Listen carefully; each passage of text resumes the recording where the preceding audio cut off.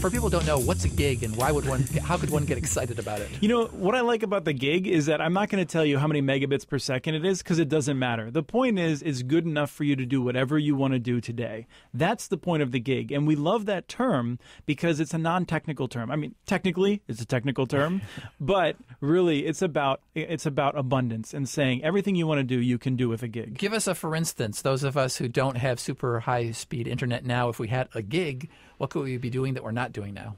The main thing really is how a household uses the internet. So if you have a gig to your household and you have kids playing video games, you have computers downloading podcasts, you have people streaming media to multiple devices, nobody really is hurting each other's consumption or ability. There are people in low-income and immigrant communities in Seattle who really think that we need to do something on this. They're pushing for municipal broadband.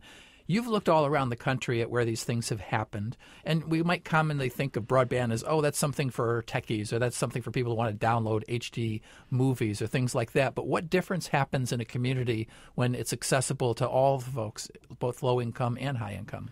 Well, I think one of the biggest differences is one of equity in schools. There's a real danger right now that kids that go home to high-quality internet connections, your middle-class and upper-class kids, they can actually learn faster and at a greater rate, and they have access to more materials than low-income students. And so we may see the gap between the low-income students and in the communities of color and the more privileged students grow rather than decrease. This is a particular concern for urban areas like Seattle and my own St. Paul.